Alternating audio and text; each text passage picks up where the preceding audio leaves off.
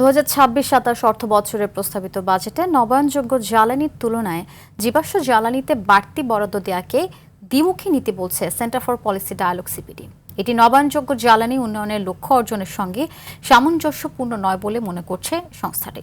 এক সংবাদ সম্মেলনে সিপিডির গবেষণা পরিচালক বলেন, সরকারের প্রশাসন যন্ত্র এবং বিদ্যুৎ জ্বালানি মন্ত্রণালয়ের ভেতরে এখনও জীবাশ্ম জ্বালানি কেন্দ্রিক মন মানসিকতা রয়েছে, তার ইঙ্গিত এই রাজস্ব কাঠামো থেকে পাওয়া যাচ্ছে।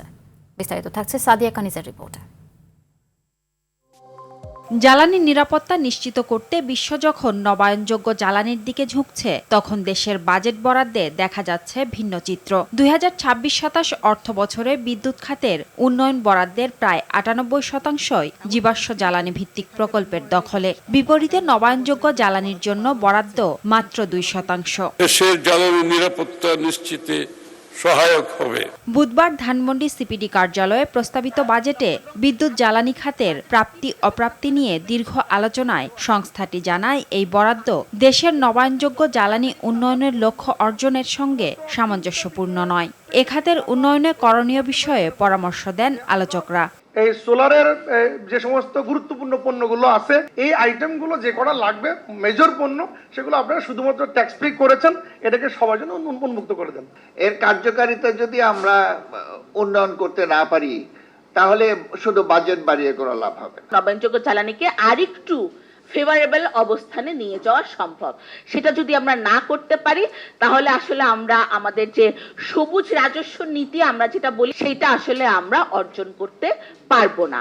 সিপিডির গবেষণা পরিচালকের মতে, কিছু কিছু ইতিবাচক পরিবর্তন হলেও রাজস্ব বৈষম্য উতরাতে পারেনি এই বাজেট। বিদ্যুৎ জ্বালানি মন্ত্রণালয়ের ভিতরে এখনো জীবাশ্ম জ্বালানি কেন্দ্রিক এক ধরনের মন মানসিকতা রয়েছে, সেটা কিন্তু এই রাজস্ব কাঠামো থেকে বেশ কিছুটা হলেও ইঙ্গিত পাওয়া যায়। হয়তো বাজেট বরাদ্দের ক্ষেত্রে বড় উচ্ছ্বাস নেই, কিন্তু আমরা আবার একই সাথে নবায়নযোগ্য জ্বালানির জন্য কিন্তু বাড়তি বরাদ্দ কিন্তু আমরা সেখানে দেখিনি। রাজস্ব বৈষম্য রয়ে গেছে এবং এই বাজেটটি রাজস্ব বৈষম্য উতরাতে পারেনি। এলএনজি, কয়লা ও অন্যান্য জীবাশ্ম জ্বালানি খাতে বিভিন্ন ধরনের বাজেট সুবিধা ধীরে ধীরে কমিয়ে নবায়নযোগ্য জ্বালানিতে দেশি বিদেশি বিনিয়োগের অনুকূল পরিবেশ তৈরির পরামর্শ দেন তিনি। আদতেই যদি আমরা রূপান্তর চাই, তাহলে আমাদেরকে পুরো সাপ্লাই চেইনে এই রাজস্ব সুবিধাগুলো রাখতে হবে, যাতে বেসরকারি খাত এখানে বিনিয়োগ করতে উৎসাহিত হন, ব্যাংকাররা যাতে এখানে ফাইন্যান্স করতে উৎসাহিত হন, বিদেশি বিনিয়োগকারীরা এখানে যাতে ফাইন্যান্স করতে উদ্যোগী হন। টেকসই ও পরিবেশ বান্ধব জ্বালানি ব্যবস্থার পথে এগোতে হলে শুধু লক্ষ্য নির্ধারণ নয়, বরাদ্দ ও নীতিতেও তার প্রতিফলন থাকতে হবে বলে মনে করেন বক্তারা। সোলার এবং সোলার রিলেটেড কম্পোনেন্টের। সাদিয়া কানিজ, RTV, ঢাকা।